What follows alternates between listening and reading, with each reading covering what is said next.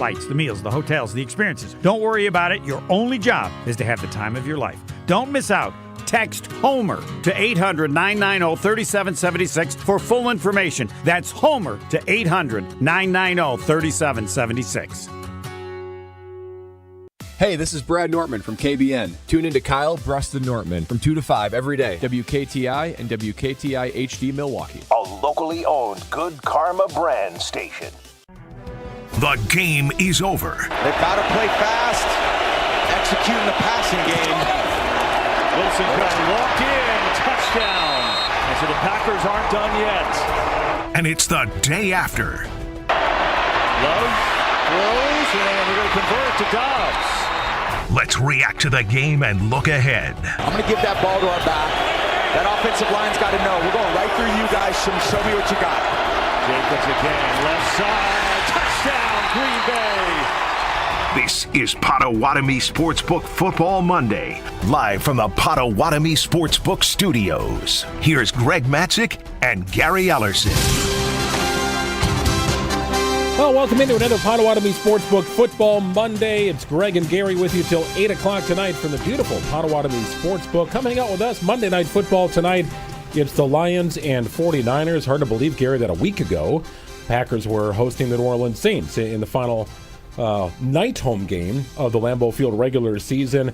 A thorough thrashing of the New Orleans Saints. Hard to believe that was a week ago, but here we sit, and now we've got two games to discuss, and really we'll focus in on what happened against Minnesota yesterday in the Dome, and then also look ahead to the postseason here as we try and figure out exactly what this Packers team is going into the postseason. I'm still not exactly sure. That's the unfortunate part. No, I think we know. I really do. We just have to face the truth. And the truths are that we lost 2 games to the Vikings, 2 games to the Lions, and 1 game to the Eagles. And they are 3 of the best teams in the NFC that we have lost to. And I'm okay with that. I really am. I still think, and I say this all the time, I still think the Packers are a ascending team. I think there's still room for growth. I mean, right now, trending, if I just go to the defensive side of the ball, trending right now for me are 2 players. Adrian Cooper, he may and can be the best linebacker that we've had in Green Bay in quite some time, the way he's playing. Valentine right now got you 2 interceptions in 2 back-to-back games, trending, and he never would have gotten those reps had not Jair been out. So he's getting some valuable reps and proven to be one of the better corners. Right now, he's just getting better in the league. So I think we're still ascending. Defensively, we look okay. But, Greg, I will say this, because you talk about is it a 30,000 view or is it 60? A 30,000-foot view. We can expand if you need. I'm going to go 60.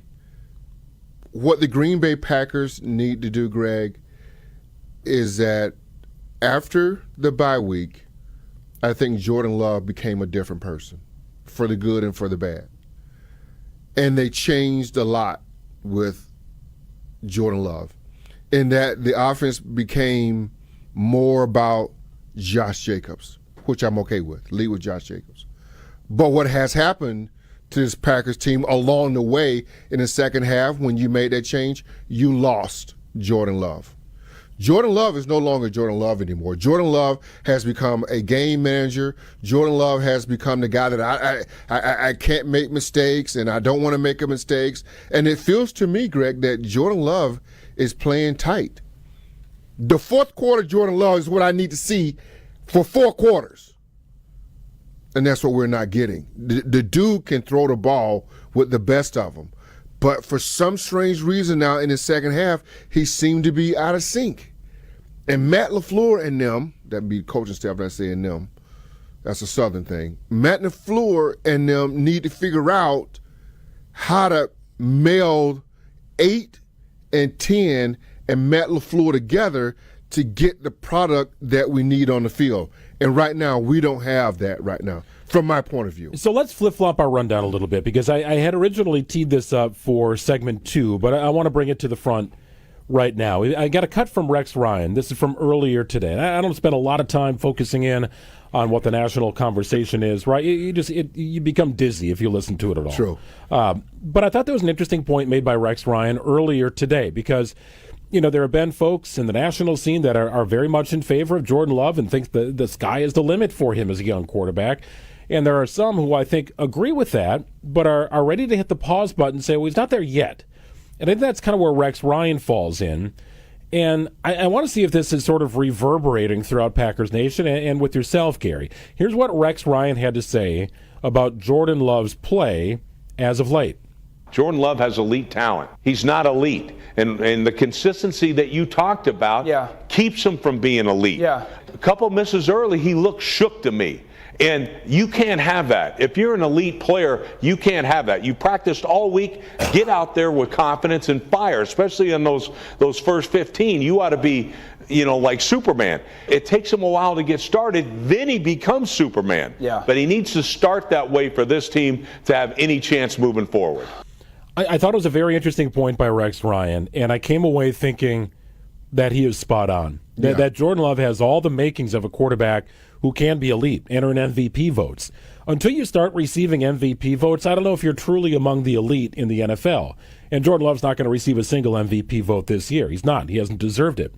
He's 7 of 12 for 45 yards at halftime of their biggest game of the season because it was the game against their division rival. It was on the road at a time where, they're looking to get a signature win under their belt, maybe start to build on what they did against New Orleans, an inferior team, drive themselves into the playoffs as maybe a 5 seed. Who knows? Well, now that's out of the window. But Rex Ryan saying that Jordan Love looks shook, I thought that was accurate. Things didn't feel right. Things didn't look right. He was getting pressure on second down, not just third down. Maybe it was a little bit offensive line there.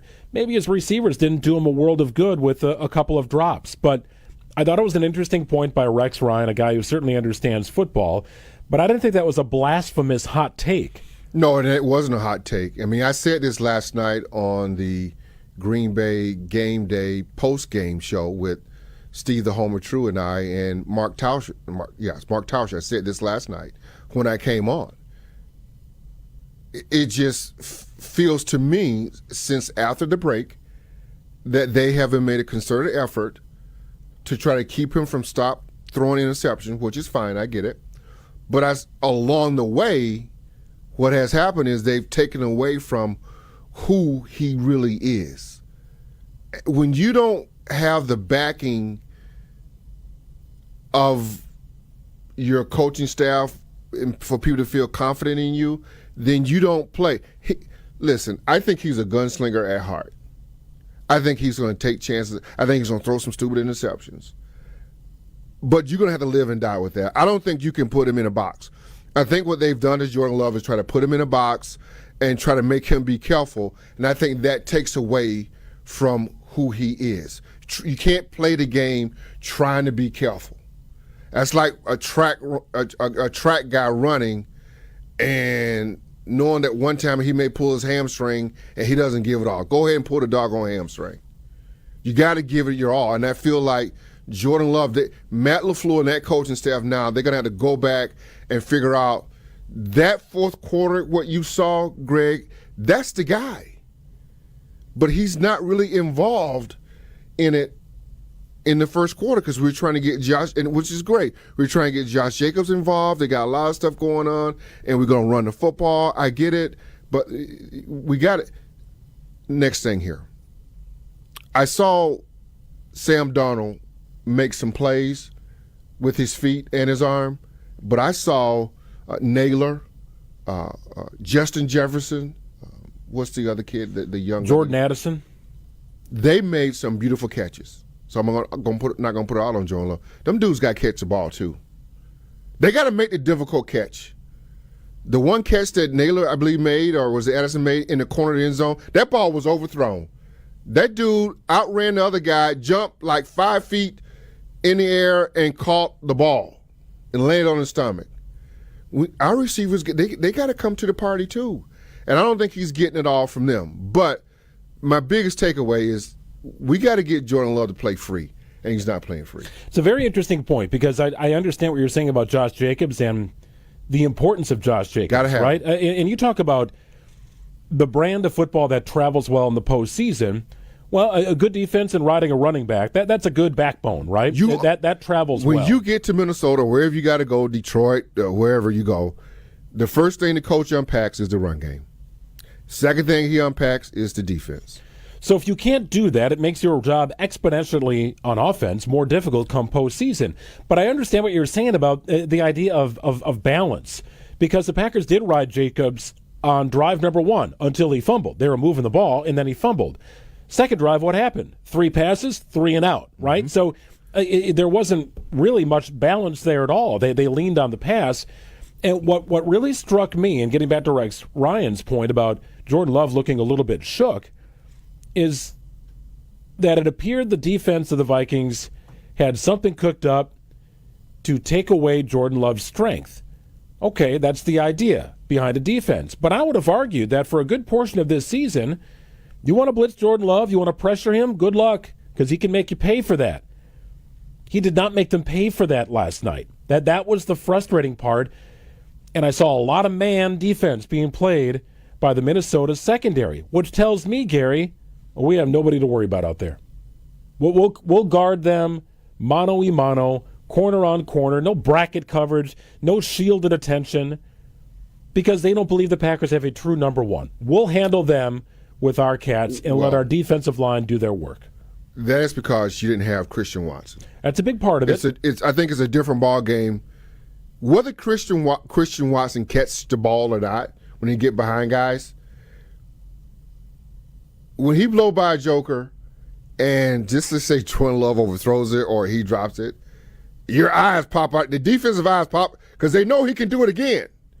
So you got to play it differently. So I think some of that they're playing man, and they're saying, well, there's nobody really going to run past us. So we're going to jump all underneath stuff, all across the stuff, just don't get picked, and we can play man across the board, and that's what they were able to do. I thought they played a lot of man, and then they played a little zone behind it. But for the most part, they played a lot of man because I think Christian Watson makes that big of a deal. But I do agree with you. Still, we don't – I hate saying this, but I'm going to go ahead and say it anyway. I mean, that Addison kid may be, if we put him on our team, be the best receiver we got. I want to get into that a little bit later. Are the Packers suffering at this point of the season not having a true number 1 receiver? Because we've seen it on both sides, right? We've seen all the attention. 80% of the balls go to Davante Adams, one dude, to a fault almost. When other cats are open running in the secondary, but Davante's being force-fed. Well, now you got to spread the well situation. But the absence last night specifically of a true number 1, I think that was damaging to the Packers offense overall. Just getting started here. It's Potawatomi Sportsbook Football Monday. Greg and Gary with you. We'd love to hear from you at 800-990-3776. Did last night's game do anything to dissuade your opinion of the Packers' ability in the postseason to really make a run, to legitimately make a run? How damaging was last night's loss to Minnesota? We'll dive in. Want to hear from you as well. We'll continue after this. More football talk coming up next. This is Potawatomi Sportsbook Football Monday. With Wilde and Tausch, you won't miss a play. Romeo. This 3-syllable, you have to take the O out of the equation. That's too easy. Presented by Pella Windows and Doors of Wisconsin. Iota, right? Not one iota. Iota. Yeah. That's only 4 letters. Weekdays from 9 to noon. Let's pretend you're a first-time listener to Wilde and Tausch. What the hell is this? They're discussing syllables. On 94.5 ESPN, the Wisconsin On Demand app, and at ESPN Milwaukee on YouTube. Ready for a win? Well, it's your year. At Potawatomi Casino Hotel Milwaukee, you can win over $2,000 in free play every month all year long. Just play your favorite games and you might take the stage in the It's Your Year game show. 25 winners each Thursday. There's $300,000 in cash and prizes up for grabs this January. Yeah, we think it's your year. More info at paysbig.com. Must be 21 years old to play. Elevate your game day gear or any outfit with official merchandise from the Milwaukee Bucks Pro Shop. From authentic jerseys to exclusive apparel and accessories, the Bucks Pro Shop has everything you need to showcase your fandom wherever you go. Cheer the Deer to victory with authentic Milwaukee Bucks items. Visit us at the Bucks Pro Shop at Fiserv Forum or Bayshore Mall, or shop online at shop.bucks.com. Change your grocery game plan to locally owned Century Foods, home of the best meat, freshest produce, and tastiest treats. And free groceries. Okay, just calm down. We'll get to that later. Stay tuned in right here to score free groceries. Stop, please. Okay, I'm shutting up. My lip is zipped. Anyway, let's get to this week's specials at Century Foods. Now through Wednesday, save on 4.75 to 8-ounce selective varieties Frito-Lay Lays or Kettle Chips, 2 for $5. 18 to 80 count selective varieties Hefty Trash or Kitchen Bags, $7.99. 7.9 to 11.5 ounce selective varieties Bear Creek Dry Soup Mix, 2 for $7. 14.3 to 26 ounce selective varieties Farm Rich Appetizers, $4.99. And now time for the big reveal, free groceries. Try this. Win free groceries from Century Foods. Win free groceries from Century Foods. Forget it. I'll handle the rest. Enter to win $500 worth of free groceries on Century's Facebook or Instagram by January 8th. 'Tis the season for celebrating, so why not make your holiday gathering unforgettable? Give your team or clients an experience they'll talk about long after the new year with V Private Bar Services. Forget the same old office party. With custom cocktails tailored to your brand and a top-notch mixologist team, V Private Bar Services brings the magic of a high-end bar to your event. Make this holiday season extraordinary. Visit vprivatebar.com to book your premier party today. That's vprivatebar.com for your next unforgettable event. It's time for the Ortho ASAP Minute from Orthopedic Associates of Wisconsin. Dr. Daniel Holub is with me. OAW offers a robotic partial knee replacement. What is that, and who would be a candidate? We see a lot of the weekend warrior, maybe people that have played sports their whole life or had a knee injury somewhere along the line that now has led to a very isolated patch of arthritis in a portion of their knee, which traditionally may have been treated with a full knee replacement. Nowadays, we have very accurate computer-assisted robotic technology that allows us to target that small patch of arthritis and do a very limited replacement. This procedure tends to be minimally invasive. It's an outpatient procedure. It tends to need a little bit less of a recovery period, and it leaves you with most of your own knee. Just we've replaced the arthritic portions of your knee. You're able to lead a more active lifestyle after this type of a procedure. The Ortho ASAP Minute is sponsored by Orthopedic Associates of Wisconsin. There is a difference. This is Potawatomi Sportsbook Football Monday, live from the Potawatomi Sportsbook Studios on 94.5 ESPN. It's time for the electrifying play of the game. Intercepted. Quay Walker's got it. Walker's still going. Looking for the end zone. Quay Walker is in. Touchdown. Presented by Best Electric Service. Love on third down to the end zone. What a catch. Touchdown. Love to Dobb. For over 50 years, no job has been too big or too small for Best Electric Service. Connect with the best and learn more at bestelect.com. Time for our best electric, electrifying play of the game. It happened in the second half as the Packers were mounting a furious comeback, albeit too little too late. Jordan Love to Malik Heath, the fourth quarter touchdown to keep the Packers in it. Love on a throw. Looking, throwing. It is caught! Wow. Malik Heath. His first catch of the day is a touchdown. There's a penalty. Let's see what this is. It's away from the play. Little sidearm, nice defense, accurate 12 players on the field at the snap. The penalties declined, result of the play, touchdown. Wow. Oh my goodness. We got a game. So in the period of about, 2-3 minutes, you maybe went from looking ahead to the Packers' next matchup, maybe looking at the playoff standings, to moving to the edge of your seat because all of a sudden the Packers were in it. And whether it's fool's gold or not, Gary, the reality is the Packers were one stop away from getting the ball back and having a chance to win a game they were down at one point by double digits, comfortably by double digits. Fat 13-3 at the half. 27-3 at one point in that game. Furious comeback by the Packers in the second half. A little late in the game to piece it together. How do you feel about that, really, though? Collectively? Yeah, how'd you feel about it? So here's how'd you feel about the comeback? All right, so here's where I don't want to get stuck. I I am somewhere in between not believing what I saw, thinking that what I saw was fool's gold, that what I saw was very similar to what we saw against Minnesota earlier this season, that what I saw was similar to what we saw against Detroit a few weeks back, right? You get in these, significant first half holes and have no choice but to dig out of it. And sure, you scratch and you claw and you battle and you fight your way back in, you force a turnover, and things are interesting. But do you walk away from that game thinking 27-25, Packers were right there in the end against the team that could be the top overall seed in the NFC? Or do you walk away from that game thinking to yourself, yeah, it was 27-25, but this game looked over going into the third quarter? That's right. So that's where I get stuck with this Packers team. Will the real Green Bay Packers please stand up? And maybe this is them, a team that will compete with anybody, that won't back down, that will play 60 solid minutes, but ultimately fall short when they're up against a team that's worth a damn. And the Vikings are worth a damn. Right. That's where I'm stuck on the Packers. Right. I agree with you wholeheartedly. Because there's two things that are happening here. I mean, they were dominated somewhat in this game. I love the way you take the first drive, right, Jacobs fumble, but they came right back, defense got off the field. Love that. But you stopped the momentum that you're supposed to have had by, we'll take the ball, we're going to score. Matt Hasselbeck. Didn't happen. He threw the interception, pick six, we fumbled.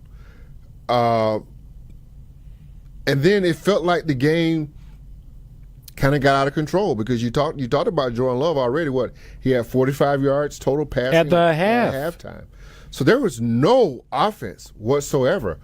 Only thing you had to lean your hat on was McManus, because he kicked the field goal and made it, and your defense.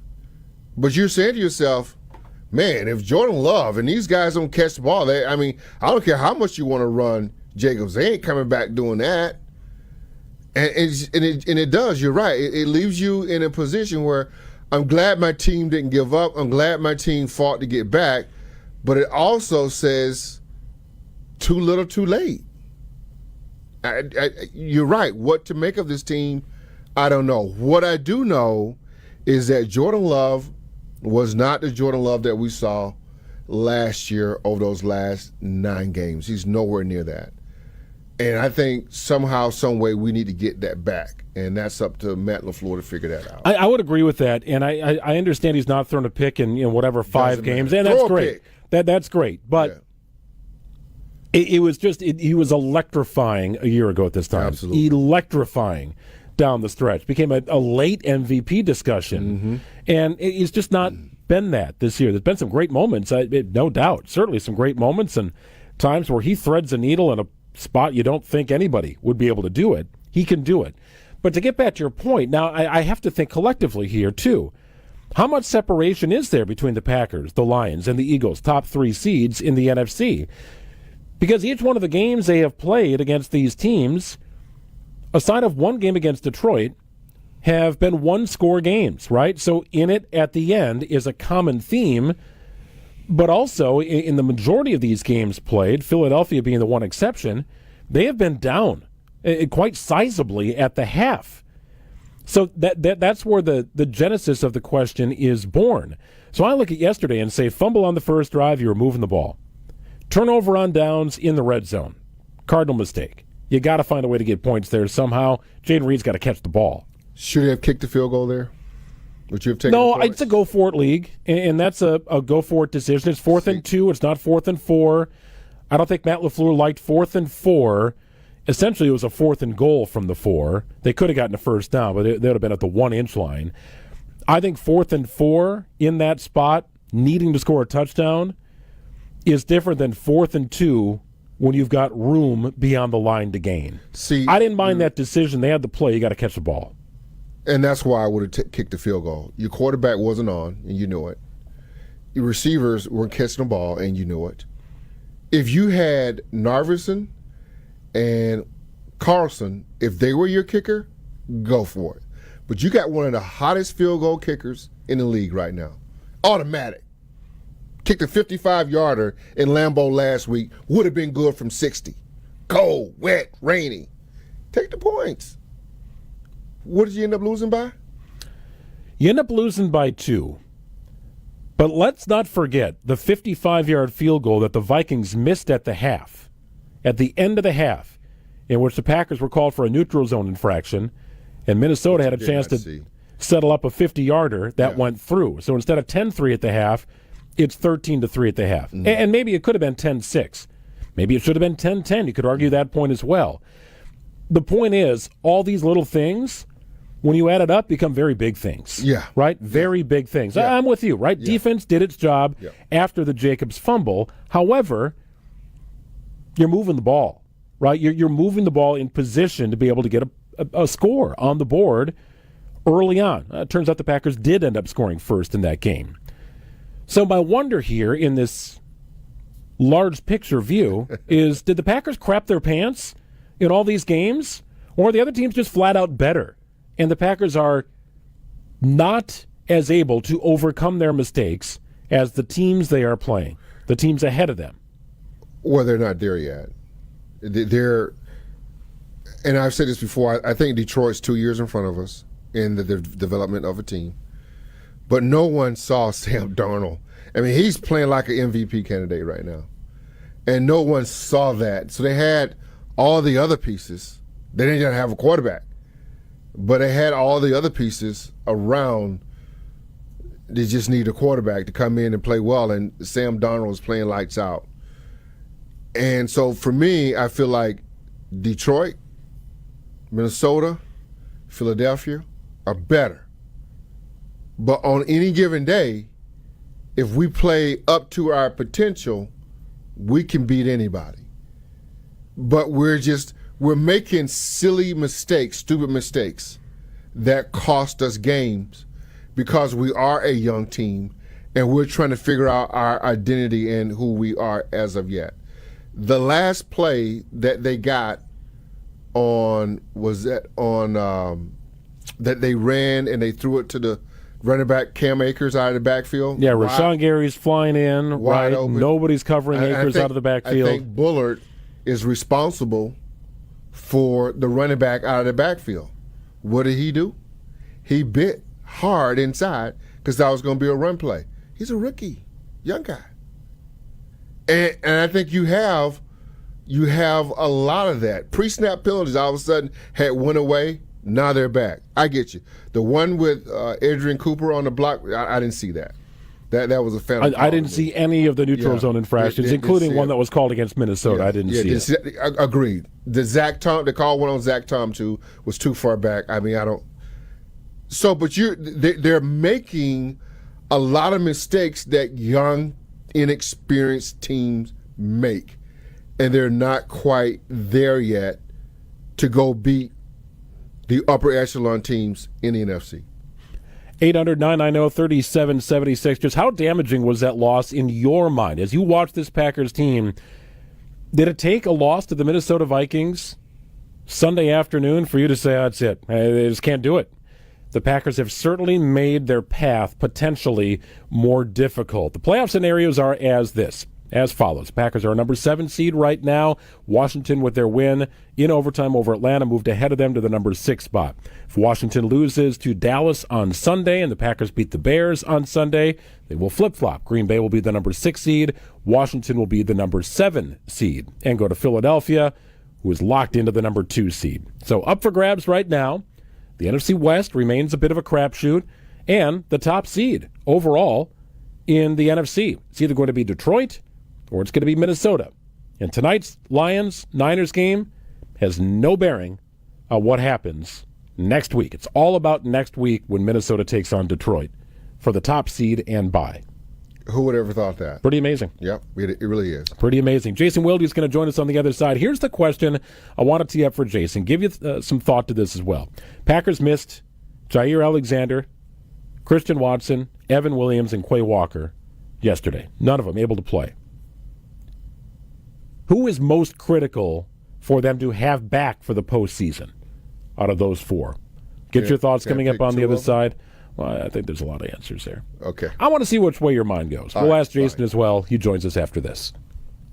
More football talk coming up next. This is Potawatomi Sportsbook Football Monday.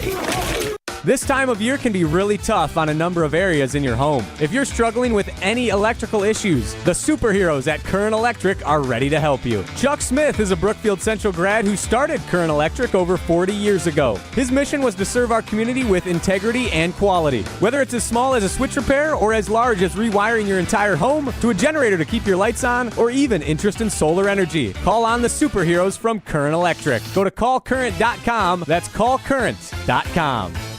Hey ESPN Milwaukee fans, Gary Austin here from our friends at Best Electric Service. An A-plus Better Business Bureau family owned and operated who have been serving you for over 50 years. No job is too big or too small, whether it's making panel upgrades to your home, new LED in lighting, electric vehicle charging, and all residential service calls. Best Electric provides quality service at fair prices. They are experienced and licensed electrical contractors ready to get to work. Connect with the Best Electric Service. Find out more at bestelect.com.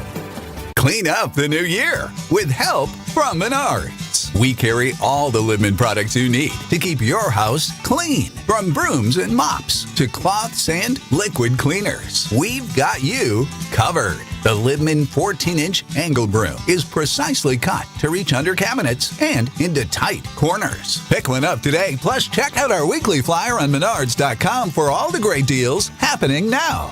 Save big money at Menards. I'm very familiar with Gruber Law Offices because they're always out in the community. Gruber Law Offices are known to be honest, hardworking. They're always involved in our neighborhoods. Gruber Law Offices make our community a better place. They are the best. For nearly 40 years, Gruber Law Offices has helped people throughout Wisconsin.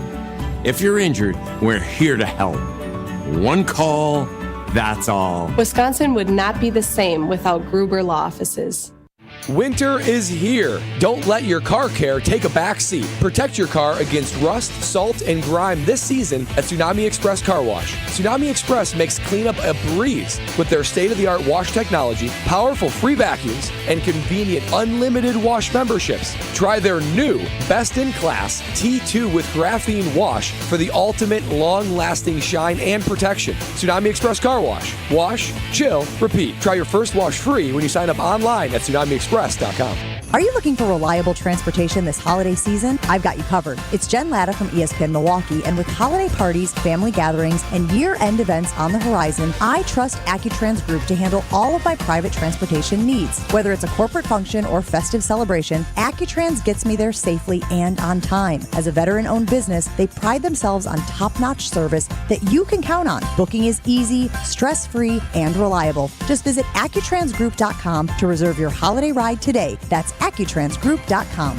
Ho, ho, ho, my back. Santa? Ho, ho, ho, Gina Della from Pella. You've been a good girl this year. Is that why you're in here building new windows? Yes. Next year, how about just asking for a Pella gift card? My elves are used to designing windows from other places where they're all pretty much the same. But Pella? Ho, ho, ho, so many customizations and designs. My elves aren't qualified, so Santa has to put in some overtime. Ho, Let me make a call. BRB.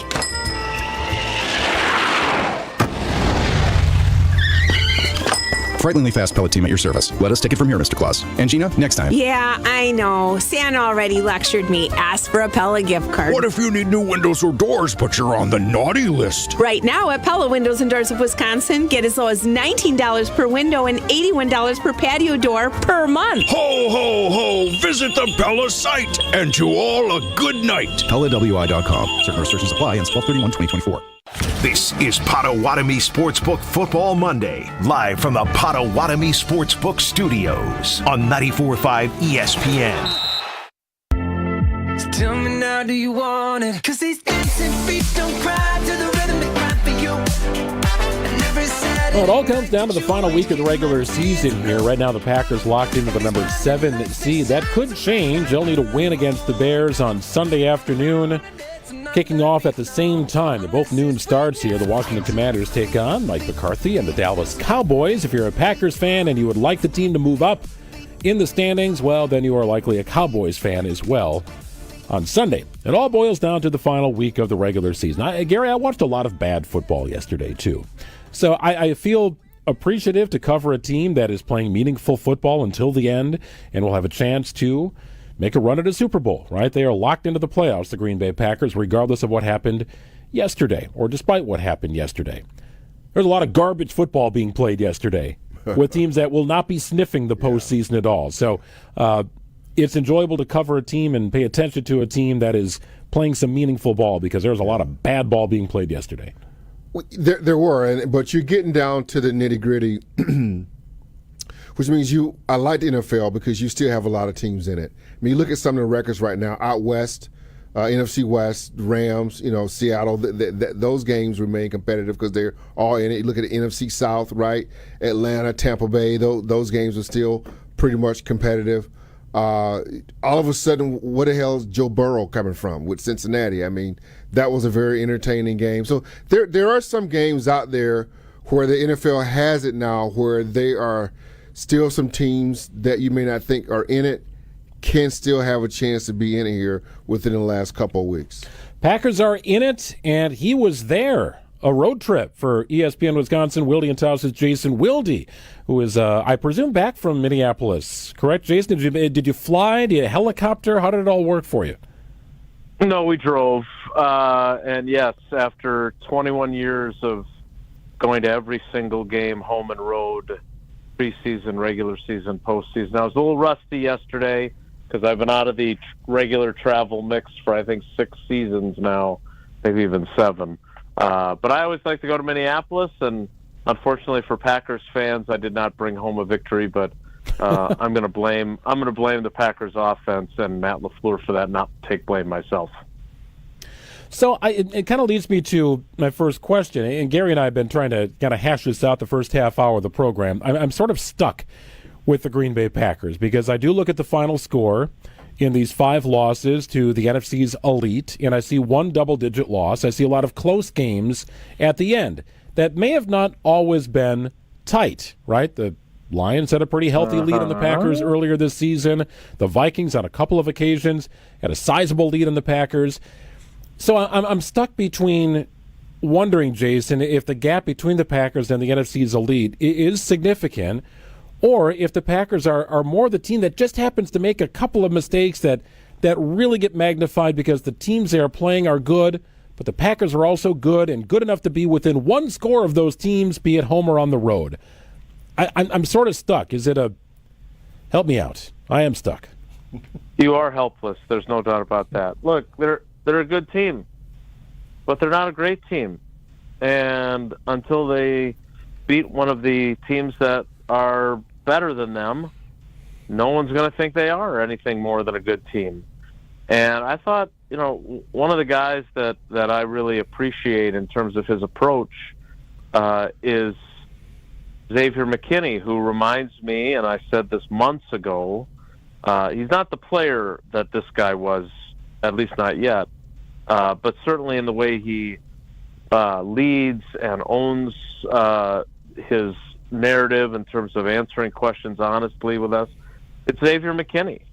And, talking to him after the game last night, I thought he hit the absolute nail on the head when Tim Van Voren of Fox 6 asked him, do you believe that the Packers belong on the same level as the Vikings and the Lions and the Eagles? And McKinney's answer was, I want to say yeah, but right now the story is we haven't beaten those teams, so I can't sit up here and say we're on the same level if we ain't beat them. In order to be on the same level, you've got to beat these teams. Now, the good news for Xavier and everybody else in that locker room, after going 0-5 against those 3 teams during the course of the regular season, is barring a big-time help from Mike McCarthy's team, which has barely got enough guys to field the team right now, and I think already had their kind of Custer's last stand with their win over Tampa Bay a couple weeks ago. If they can't beat the Commanders, then the Packers are going to be the 7th seed, which means first they're going to play the Philadelphia Eagles. And if somehow they can beat the Eagles, because the NFL reseeds each round of the playoffs, it's not like it's a bracket. So then the number 1 seed will play the lowest remaining seed, the worst remaining seed, which when you're the 7th seed, that's you, because there ain't no 8th seed.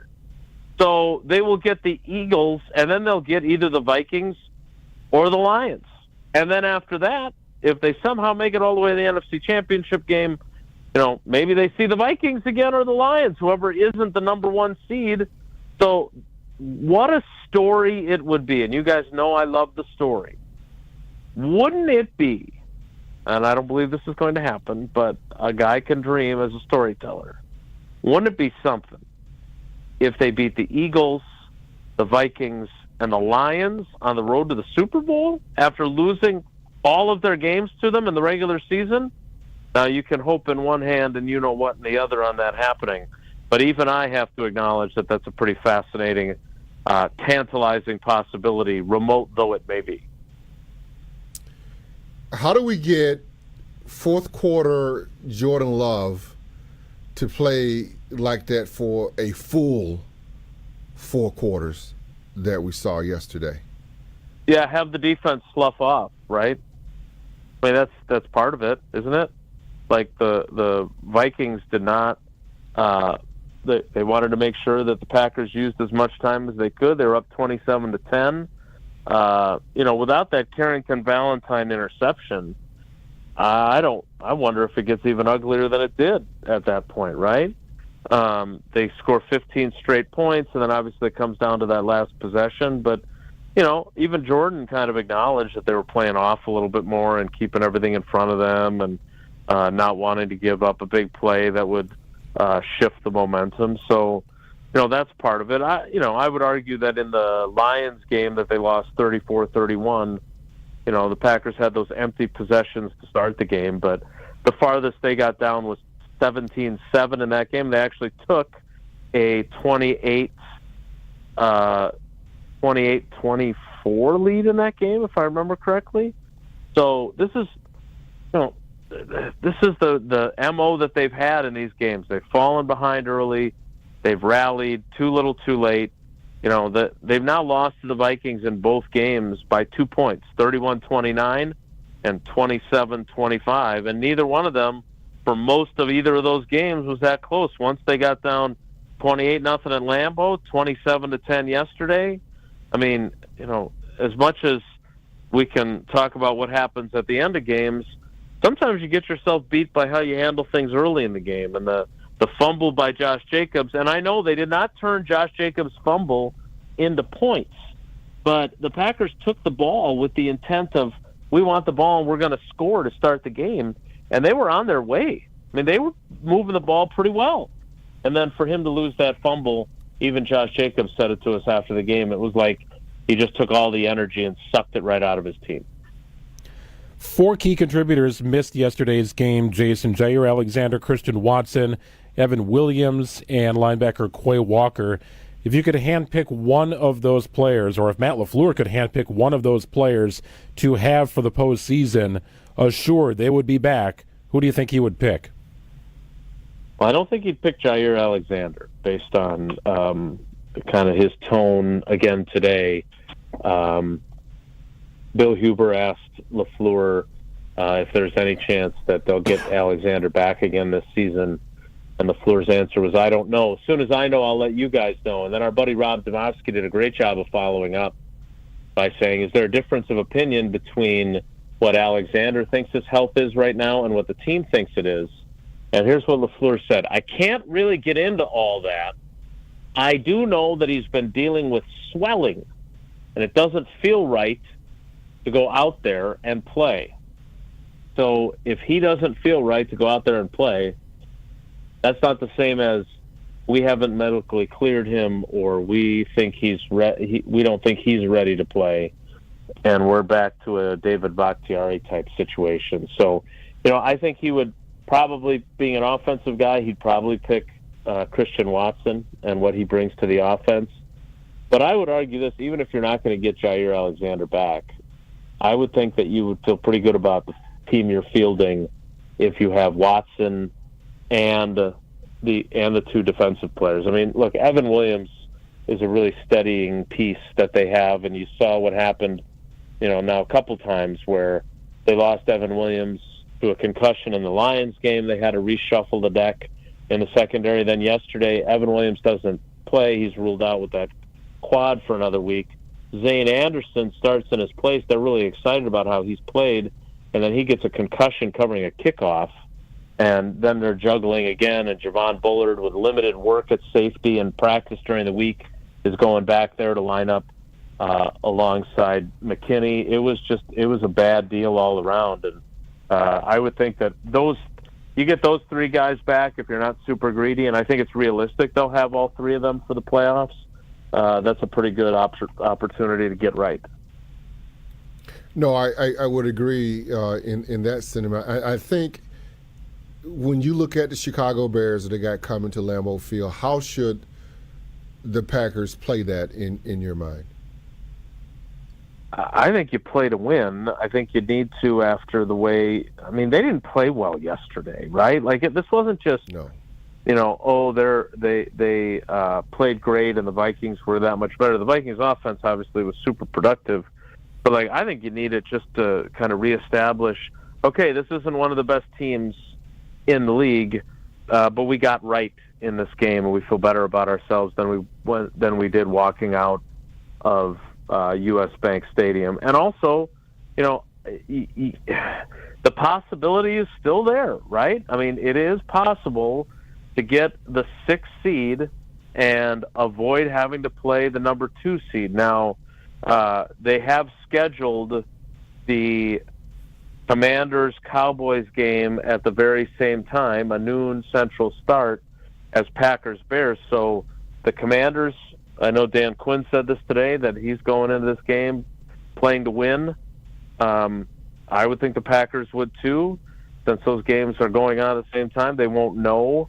Obviously, they can know what the Commanders are doing if they want to, but I think you play and you give everything you can to try and get that 6th seed, and then, I don't know how you wouldn't feel better about a matchup with the Buccaneers or with the Rams, although the Rams would certainly make me nervous if I was a playoff team as well. Jason, final thing, is the lack of a true number 1 receiver hurting the Packers? We have seen both sides of this, right, where Devontae is the clear number 1, and you get the still frames on the all-22 of a ball maybe being forced his direction because he's Devontae, with other receivers running free, and maybe just do the check down or hit the other guy. The drive continues. Well, they don't have a Devontae here, and certainly minus Christian Watson, there was room to spread the ball around. But it felt to me like one team certainly benefited yesterday from having a clear-cut number 1, and the Packers were, it felt to me, a little disjointed in their passing game yesterday. Yeah, first of all, let's make sure. I know you're not the biggest fan of the former quarterback, although I know from what I hear, you've watched Enigma 6 times now, which is 6 times more than I have. But just because Aaron Rodgers did that with Davante Adams doesn't mean every quarterback does that with every number 1 receiver, right? I mean, look at yesterday with Justin Jefferson. Justin Jefferson had, 3 first-half targets? 1 that drew a penalty, and he had 2 catches for 13 yards. Within the framework of the offense, he didn't get the ball as often as I'm sure they wanted to get it to him. But look at what Jalen Naylor did, right? I mean, he had a huge game for them. So just because you have a number 1 doesn't necessarily mean, just because Aaron Rodgers used to, that you have to absolutely force-feed it. And I would also add that if you have a number 1, but you also have good 2, 3, 4, as opposed to that year when who was the next man up when he was targeting Adams all the time? Alan Lazard, at the end of his career, Randall Cobb. I don't think you have to.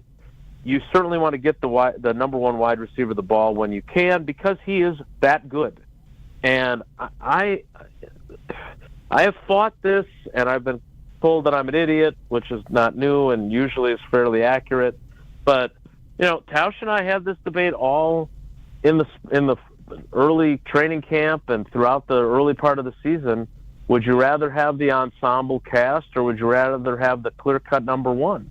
I want a clear-cut. I want a guy like Justin Jefferson when, what was that play, 2nd and 11 yesterday, and instead of running the ball, you throw it to him, and he makes a catch that is not an easy catch.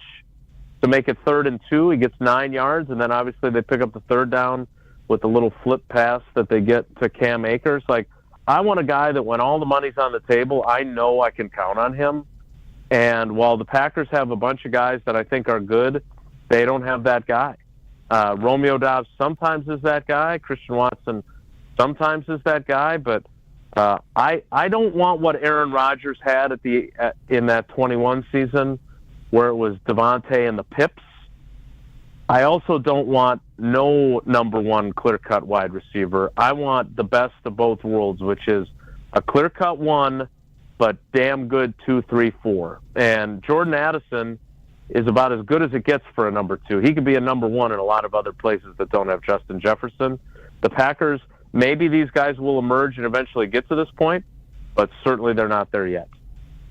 So do we have a guy, last question, do we have a guy that can draw double coverage and we would be the opposing defense, devote all their attention to that guy, and the off receiver sneaks behind them for a touchdown because we came up to make sure that the number 1 guy didn't catch the pass. So he makes it easier for other players around him. Right, and you're talking about the Addison touchdown yesterday, right? I mean, everybody went to Jefferson, and he's open for his, or maybe that was the stop and go that was the longest stop and go route I've ever seen. Like I thought the video screen had paused at one point inside the stadium. Yeah. He waited so long, but then there was the touchdown to Naylor because he was wide open. Because JJ drew the both defenders. Yeah, I think Watson's capable of being that.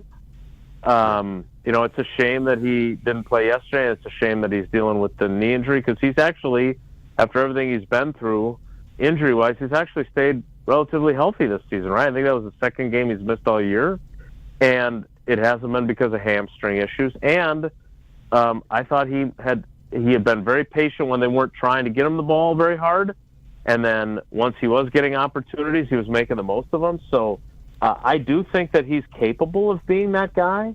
But again, I don't know.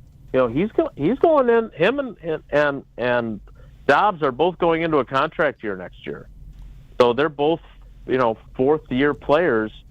That's when they're going to have to earn that extension. And I'm skeptical on Dobbs. He had some nice catches again yesterday, but after the whole thing early in this season, if I was Goody, I would think long and hard of, all right, how's this guy going to react when the hard times come again? Because the last time they did, he did not handle it very well. And what am I foolish to say, well, it'll be different now, or do I have to take that in consideration before I sign him to an extension? Packers are in. They will have their playoff seeding all locked down about 3 o'clock on Sunday following their contest against the Bears at Lambeau Field. We'll be keeping an eye on the Cowboys and Washington game. That'll be happening as well. Always appreciate ESPN Wisconsin's Wilde and Tausch's Jason Wilde for joining us here on the program. Jason, thank you so much. We'll check in again next week when we have a definitive look ahead to the postseason. All right, fellas. Take care. Be good. You too. Thank you so much. Jason Wilde joins us every week here. It's Potawatomi Sportsbook Football Monday. I made Gary hold off on his question because we were running out of time. I will make you ask me that question on the other side. I think I asked you it already, but that's okay. I asked you again. Okay, thank you. Yeah.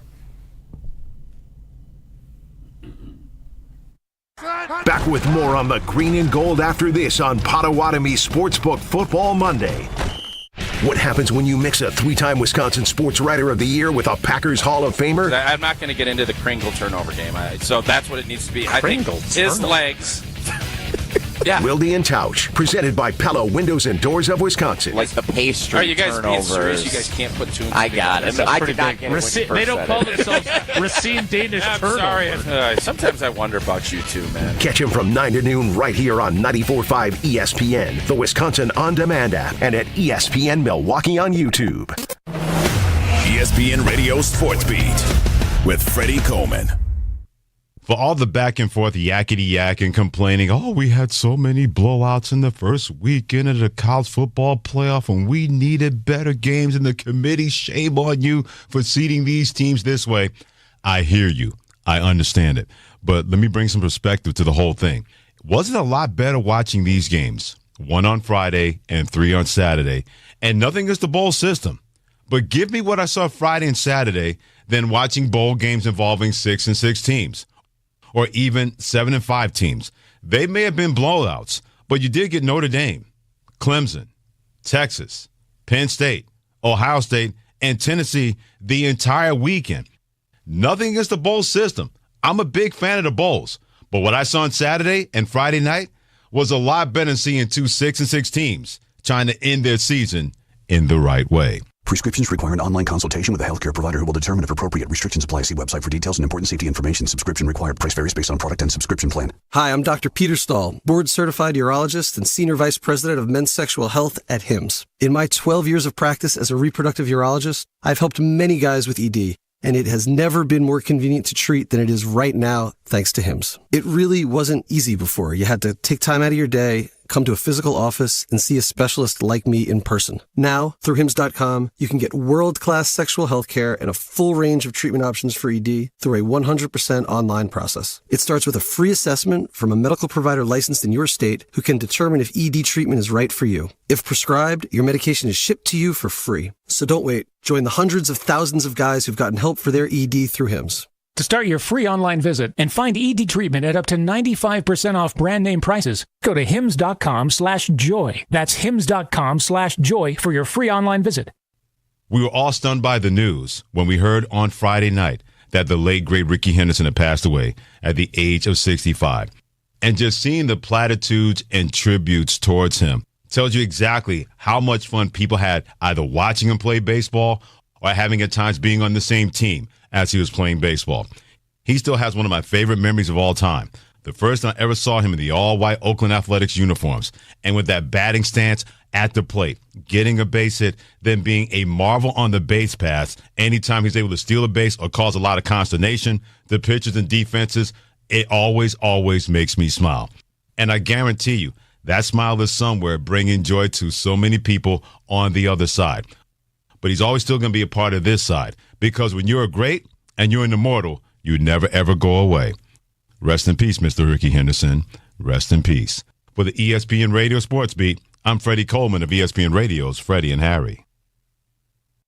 Join the roar of 18,000 Bucs fans at Fiserv Forum and be a part of the slam dunks, game-changing plays, and electrifying victories live. Witness the edge-of-your-seat action and unforgettable moments as they happen. You don't want to miss this. Grab your calendar, handpick your favorite matchups, and secure your seats for Dame time in Milwaukee and every incredible moment that comes next at Bucs.com/tickets. That's Bucs.com/tickets. You're listening to Potawatomi Sportsbook Football Monday, live from the Potawatomi Sportsbook Studios on 94.5 ESPN. I think there absolutely is a belief that we can win one of these games. We got to go do it, bottom line. And we got to earn the right to play these guys again. And it ain't going to be easy. It's going to be a tough road, but I think that's a challenge that we'll gladly accept. Packers head coach Matt LaFleur following yesterday's loss to the Minnesota Vikings 27-25. Possible they could run into the Vikings in the postseason. We'll go through the playoff scenarios here going into the final week of the season coming up in the 7 o'clock hour. What was the question you wanted to ask, Wilde? Did I cut you off from asking? It was really about the quarterback play, and does he see a change in Love in the second half? I don't know if I asked you that already or not. Well, sort of, yeah. We were trying to figure out has he regressed? Is he the same guy we saw on the field last year at this time? No, he was white hot, and they were running the offense through him. Yeah, it was through him. And what was interesting, I remember down the stretch when Aaron Jones got healthy, it felt like they were sort of riding him to the playoffs. Aaron Jones had a 100-yard game 5 games in a row. I mean, he was churning out yards. But it felt to me like they were running everything through Jordan Love. And Aaron Jones also had great games, right? It feels to me more like this team is running through Josh Jacobs, and in the process, Jordan Love has had some nice games. Is that a fair way to put it? Yeah, it is. I don't think there's as much on his shoulders right now. And I think they did that on purpose. I think they thought that they should get behind Jacobs, which they should, and they did. But they also, I think, along the way, they've lost a little bit of who Jordan Love is. I just think he's a gunslinger, and I think you gotta let him be that. In order for you're gonna have to take the good with the bad, which means that he's gonna throw it in double coverage, which means he may get a pick or two. But I think you gotta live with that. If you don't live with that, I think you're gonna get what you're getting right now. Now, Jason said that maybe they were playing soft, and he was able to hit those passes. I would say that there are guys. Last 2 or 3 games have been wide open. In the beginning of the game, he's throwing the ball at their feet. He's not accurate. He's not on when guys are wide open. He just isn't. So, but there in the fourth quarter, you can see the ball come out better.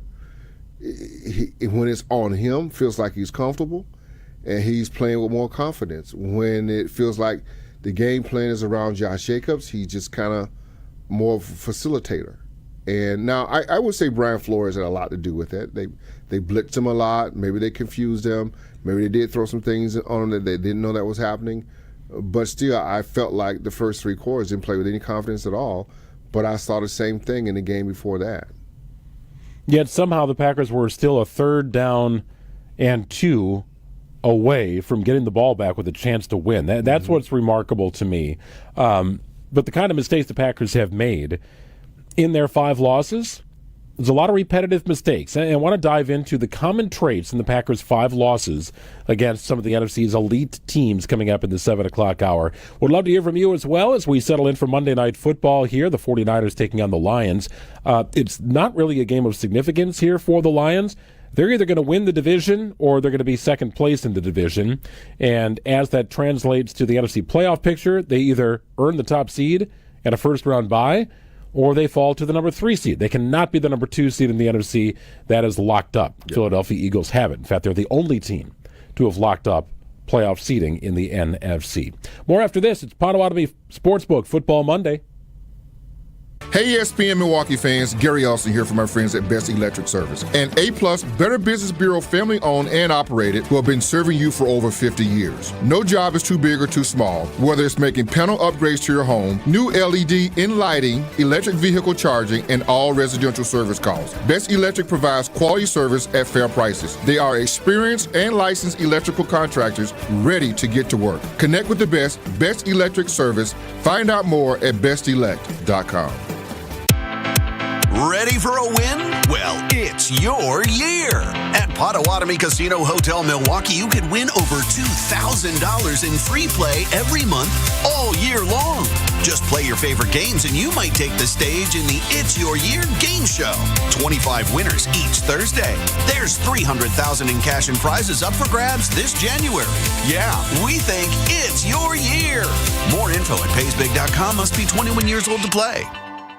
Ho, ho, ho, my back. Santa? Ho, ho, ho, Gina Della from Pella. You've been a good girl this year. Is that why you're in here building new windows? Yes. Next year, how about just asking for a Pella gift card? My elves are used to designing windows from other places where they're all pretty much the same. But Pella? Ho, ho, ho, so many customizations and designs. My elves aren't qualified, so Santa has to put in some overtime. Ho, Let me make a call. BRB.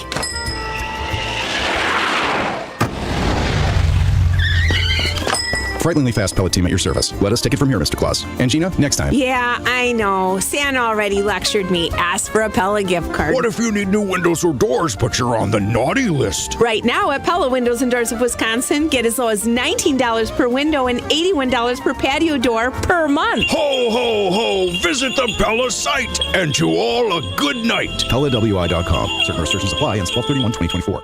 Tune in to KBN every day at 2 o'clock. 94.5 ESPN is WKTI and WKTI HD, Milwaukee. A locally owned Good Karma brand station. The game is over. They've got to play fast, executing the passing game. Wilson could walk in, touchdown. And so the Packers aren't done yet. And it's the day after. Love throws, and we're going to convert it to Dobbs. Let's react to the game and look ahead. I'm going to give that ball to our back. That offensive line's got to know. We're going right through you guys. Show me what you got. Jacobs again, left side, touchdown, Green Bay. This is Potawatomi Sportsbook Football Monday, live from the Potawatomi Sportsbook Studios. Here's Greg Matzik and Gary Ellerson. Get back in. It's hour number 2 of the Potawatomi Sportsbook Football Monday. Greg and Gary with you for one more hour. Come join us here. Beautiful Potawatomi Sportsbook Monday Night Football tonight. Final Monday night game of the season, Gary. Just like that, we are at the end of December, near the end of the line here for the NFL's regular season. A couple games on Saturday this week, a full slate of games on Sunday. We've got an isolated Sunday night football game for all the NFC marbles for the North and for the top spot in the conference playoffs. So a big game with the Vikings and Lions, but everything gets wrapped up tonight on Monday Night Football. I can't believe it's ended already. Just like that. It seems like it just started. And you went 17 games, one game more, and then they're going to add 18, and then they're going to have 2 bye weeks, I hope. And it's going to be even longer. But this season has flown by, not without its ebbs and flows from the Green Bay Packers. But I think things have been more positive than negatives about the Packers. I think when you look at the Packers as the 30,000 view to 60,000 view up, I think the future is bright for this team. I still think there's room for growth. They're only going to get better. And you're just scratching your surface. Only because it's a young team and these guys don't know what they don't know. A lot of these guys are going through some firsts. Dare I say, maybe 56, Adrian Cooper, may be the best inside linebacker they had since. Well, do you count Clay in there? Inside, Clay had a minute inside. He was actually pretty darn good inside. Damn good. I was just going to. My mind went to Clay, but I know that was not his usual position. No, but that year he did it. He was really good. He definitely did it. He performed. And he didn't want to play there, but he did it anyway. Because he was really good. Yeah, probably since Clay. But it's been a minute. I get what you're saying here. Yeah, it's been a minute. So they're finding things, right? They're finding some new things. You went with the question with Jason Wilde with the number 1 receiver. I think I'd love to have a number 1 receiver with what we got. And I know we can't get T. Higgins. I'd love to have that dude with this group. Would be absolutely incredible because I think that makes the passing game a little bit better than what it is right now. You can definitely see the value in absolutely having a guy like JJ. He's unbelievable, right? I mean, there are number 1 receivers, and then there's JJ, right? Different sort of cat. Falls into a very elite category, but the attention you have to give to a player like that, it just makes life a little bit easier for some of the other cats running around. So if you want to translate that to what it could look like come playoff time, well, Detroit's pretty stacked in that space as well. Philadelphia's got 2 number 1 receivers with a healthy A.J. Brown I don't feel, and Devontae Smith. I don't feel like the Lions. Okay, St. Brown. Yeah, but Jameson Williams can be a 5 reception for 140-yard guy in a second. You never know. I mean, there's neither one of those guys knocked my socks off. Give me the crew from the Vikings. I'll take that. Give me them guys in L.A. with the Rams. Puka Nacua and what's the other guy named? Cooper Kupp. Him too. Give me that. But St. Brown does a lot of nice things, but they don't. Their tight end is really good, but there's nothing like Justin Jefferson and. They don't have anything. They got a bunch of guys that can do well above average, but nothing to write home about to me. So I wanted to take a look back at the Packers' 5 losses this year and to see if we could pick out some common themes in their 5 losses. Let's see. And I went back. Started with the Philadelphia Eagles game, moved on to the game against Minnesota, the games against Detroit, and again against Minnesota, where there's some common themes because it felt to me and I think the game against Philly was a bit of an exception because Philly made their fair share of mistakes early on. That was an awful game, though. That game turned into a shootout, but I didn't walk out of that game thinking to myself, boy, there is a massive gap between the Packers and Eagles. I walked out of that game thinking, boy, this looked like a game in which nobody played during the preseason and you're in a foreign country. It was all over the place.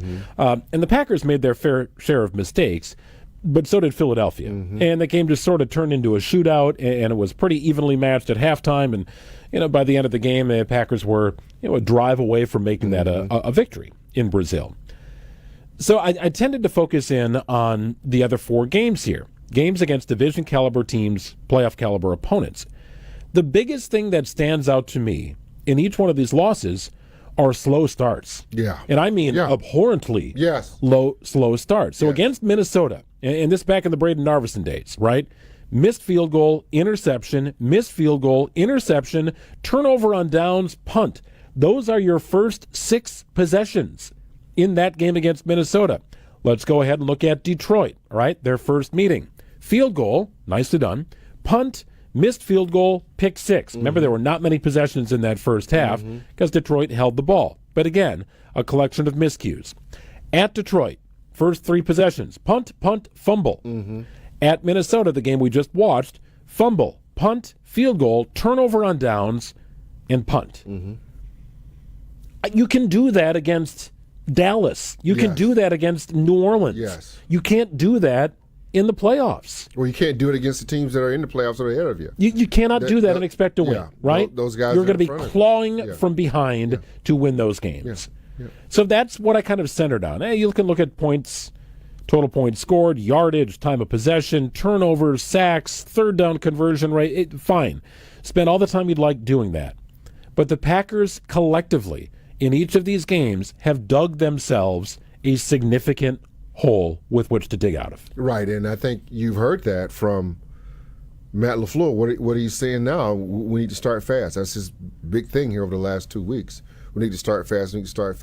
We're taking the ball. We're going to score first. That's what Matt has to do. I like it. I don't mind it. Yeah. I like the mentality. And I'm okay with that. So it goes in line with they need to, and if they don't get out to a good start, then they struggle, and then they make the mad dash from behind. They're just not good enough. I'm just going to be honest with you. They're just not good enough right now to beat those next level teams. And those next level teams would be, if you were to ever play them, the Buffalo Bills, AFC, obviously. The Kansas City Chiefs, AFC, obviously. And then the 3 teams they lost to over here in the NFC. They're not good enough. Now, they'll have problems also with the Rams, because the Rams now are a different team than they were when they first played them. Because Matthew Stafford's heating up. He got both of the receivers back, and they can score points. So that will be a dangerous game for them playing. Obviously, if you're stuck in the 7th seed and you got to go to Philadelphia, I don't feel good about that game in Philly. Can they move it to Brazil again? Yeah, I don't like that feel. I'd be fine with it. Maybe you give them another feel. The only thing that could potentially save the Packers, well, look, I don't want to rule them out of a game against Philly. It'd be a tough opportunity, but keep an eye on the weather. Things are starting to snap here in January, too. That could be an interesting subplot. It feels like right now that Saquon Barkley is just on one, and he can't be stopped. So they can do a lot of different things to you. I mean, he's the best running back in the league, and we haven't seen a guy like that in a minute. So let's take a look at the potential path here for the Packers and just how damaging, not only that loss, it was a damaging loss last night to Minnesota for a number of different reasons, many of which we've outlined. But equally as damaging, perhaps even more, is that the Atlanta Falcons fell apart in overtime in Washington. And credit to Washington for doing what the Packers were not able to do. Washington has a victory over an elite NFC team on their ledger in beating Philadelphia to put themselves in position to get out of that number 7 seed, which they've done. They've got to earn their keep, but they've done it to this point. We'll look at the path forward here for the Packers coming up on the other side. 800-990-3776 if you'd like to join us here. Potawatomi Sportsbook Football Monday. More football talk coming up next. This is Potawatomi Sportsbook Football Monday. After every single green and gold game, you can say it doesn't matter, but that's not being fair. There's only one place to go for instant reaction. Once, since they won the Super Bowl in 2010, one season, have they done better than 10th in points given up. And to give yours on the Bota Box Wine Line. Tune into Green Bay Game Night with Homer after every green and gold game. Right here on 94.5 ESPN, the Wisconsin On Demand app, and at ESPN Milwaukee on YouTube. Serious truck crash? Call Gruber Law Offices today.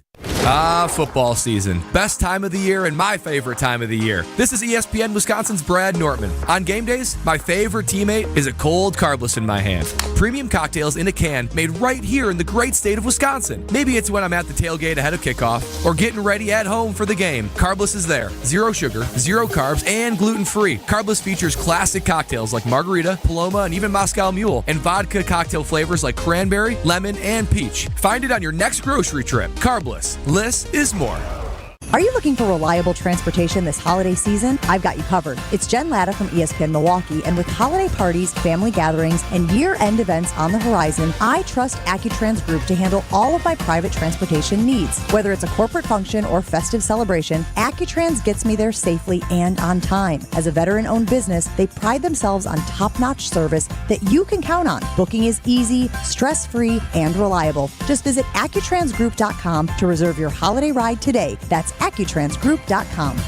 Winter is here. Don't let your car care take a back seat. Protect your car against rust, salt, and grime this season at Tsunami Express Car Wash. Tsunami Express makes cleanup a breeze with their state-of-the-art wash technology, powerful free vacuums, and convenient unlimited wash memberships. Try their new best-in-class T2 with graphene wash for the ultimate long-lasting shine and protection. Tsunami Express Car Wash. Wash, chill, repeat. Try your first wash free when you sign up online at TsunamiExpress.com.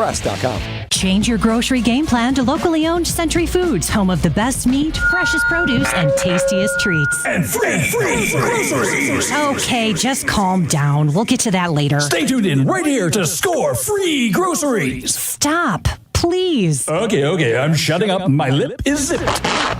Anyway, let's get to this week's specials at Century Foods. Now through Wednesday, save on 4.75 to 8 ounce selective varieties Frito-Lay Lays or kettle chips, 2 for $5. 18 to 80 count selective varieties Hefty Trash or Kitchen Bags, $7.99.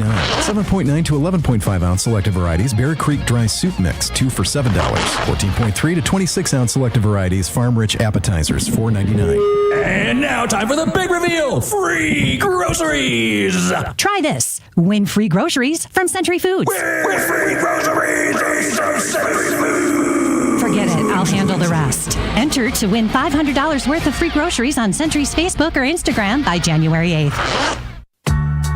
When you're high, you feel different. You think different, you talk different, you draw different, you listen to music different, but you probably knew that. Problem is, you also drive different, and not in a good way. That's why driving high is illegal everywhere. So if you're high, just don't drive. Make a plan to get a sober ride. Because if you feel different, you drive different. Brought to you by NHTSA and the Ad Council. Station updates, show clips, and your place to interact with us every single day just by scrolling through your feed. Follow along on Twitter, Facebook, and Instagram at ESPN Milwaukee.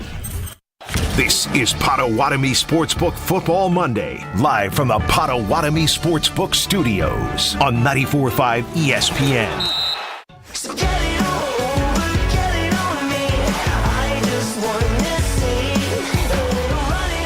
Hey folks, it's time for me to talk about my good friends over at Best Elect Service, an A+ Better Business Bureau, family owned and operated, who have been serving you for over 50 years. No job is too big or too small, whether it's making panel upgrades to your home, installing your new Briggs & Stratton generator, or electrical vehicle charging, which my good friend Greg Masick knows all about. And all residential service calls. Best Electric provides quality service at fair prices. They are experienced and licensed electrical contractors ready to get to work right away. Connect with the Best Electric Service. Find out more at bestelect.com. Could use a little jolt of electricity. Does Best Electric do any installation of, I don't know, just flaming lightning bolts into the offense of the Green Bay Packers to jumpstart them? Greg, we're equipped to handle job is too big or too small? All your electrical needs. Okay, that is good to know. They do a wonderful job. There's no doubt about that. Love the folks at Best Electric. So amazingly, they've got the Packers-Vikings game that's on repeat here on the NFL Network. I don't know why I've subjected myself to watching the first several plays during the break.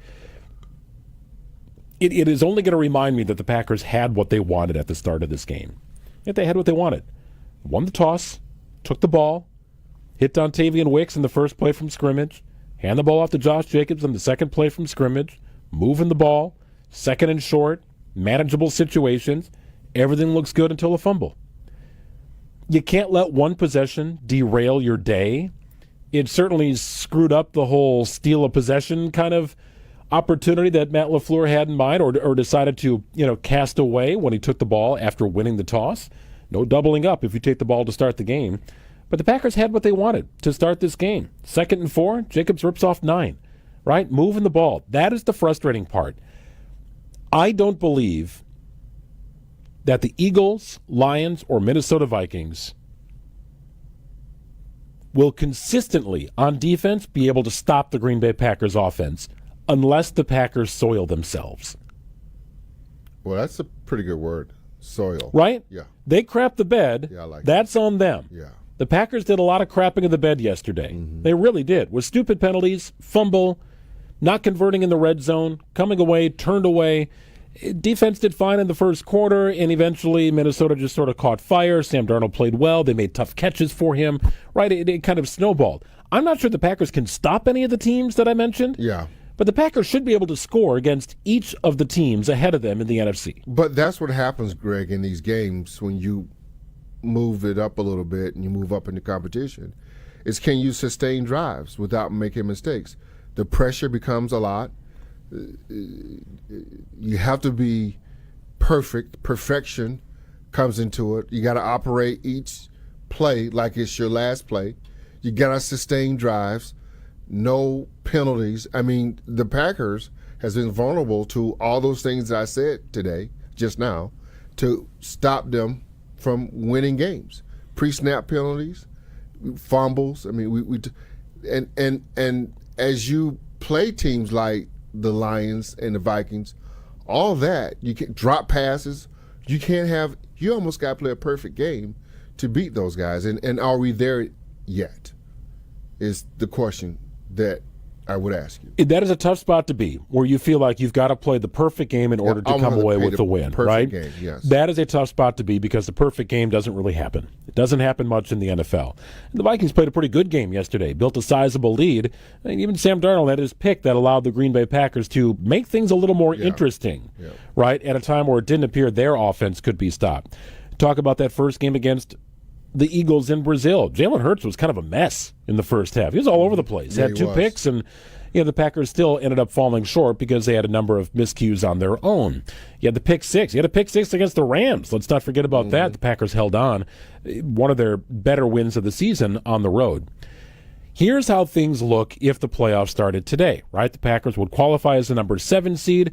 They would go to Philadelphia to take on the Eagles. And as Jason pointed out, there's no bracket here, right? So as long as the Packers are the number 7 seed, they will face the highest remaining seed, or lowest, however you look at it, in the postseason, which could mean a gauntlet of Philadelphia, Detroit, Minnesota in some order before getting to the Super Bowl and, I don't know, running into the Ravens, Chiefs, or Buffalo Bills.